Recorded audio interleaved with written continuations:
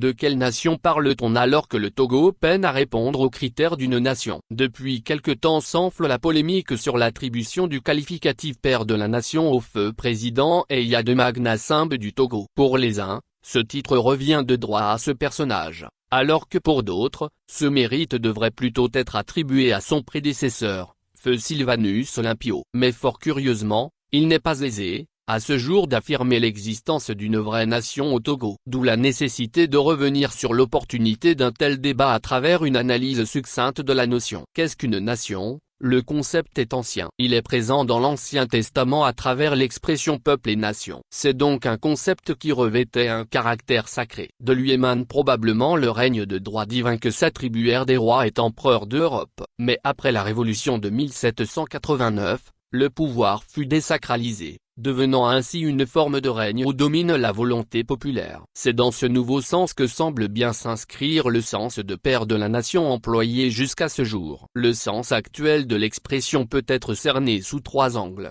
social, juridique et historique. Au sens social, l'expression désigne une population vivant sous les mêmes lois, réunie sur un même territoire et appartenant à la même nationalité. Au sens juridique du terme, nation désigne un corps de citoyens égaux devant la loi et personnifié par une autorité souveraine. Quant au sens historique qui apparaît ici comme le plus pertinent, la nation signifie une collectivité unie par le sentiment de sa continuité, un passé partagé, un avenir commun, un héritage culturel à transmettre. Cette définition met en relief trois entités majeures, à savoir le peuple qui établit et défend la nation, un régime politique, royaume, empire ou république précis choisi en fonction de l'histoire et de la vision commune, puis enfin un État qui assure la continuité des affaires de la collectivité. Cette appellation s'adapte plutôt bien aux grands ensembles ethno-linguistiques. Il s'agit par exemple des royaumes africains dont l'existence remonte à une période plus lointaine. En effet, ces regroupements sont caractérisés par le sentiment de leur continuité, en dépit des frontières territoriales nouvelles imposées par la Conférence de Berlin de 1884. Ces populations, en plus, ont en partage une histoire commune marquée, entre autres, par la traite négrière et la colonisation. Cette histoire représente une durée suffisamment longue, elle s'évalue en millénaires. De même, l'avenir de ces collectivités est une question qui revient lors des retrouvailles à l'occasion des fêtes traditionnelles majeures qui réunissent ces peuples. Enfin, les membres de ces collectivités, en provenance de différents États modernes actuels, célèbrent annuellement leurs héritages culturels.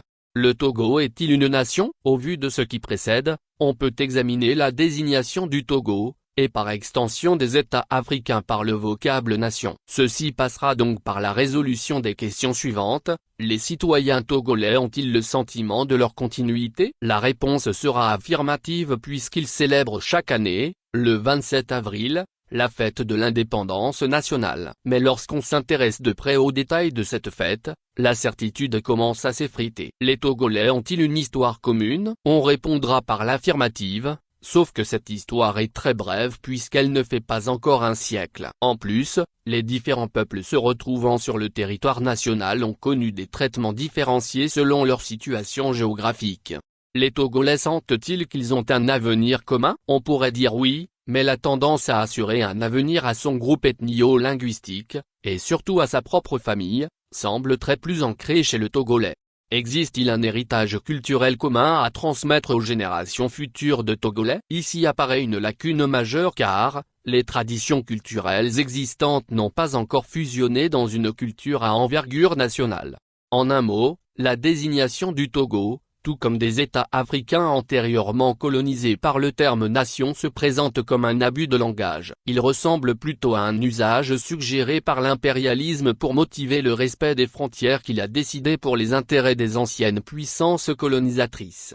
Le Togo en marche vers un État-nation et il y reste du chemin à faire pour parler des États africains comme nation. Il doit s'écouler un peu plus de temps car, une vie en commun d'à peine un siècle ne suffirait pas pour répondre aux critères d'une nation. Aussi devrait-on, peut-être, multiplier les efforts pour une cohésion nationale dans tous les sens. Dans ce sens, il faudrait des assises nationales. Elles ont été annoncées par le chef de l'État actuel, le président Faure Gnassingbé. Selon Repensons le Togo, ces assises devraient en premier lieu permettre de décrisper l'atmosphère socio-politique au sein du pays et conduire à rejeter la politique fondée sur la rivalité et la menace des représailles, proposer un contrat social où les intérêts indiscutables du Togo sont clairement définis, définir une véritable société civile ainsi que son rôle de garant de l'intérêt général de la population, définir clairement le statut des forces de défense et de sécurité.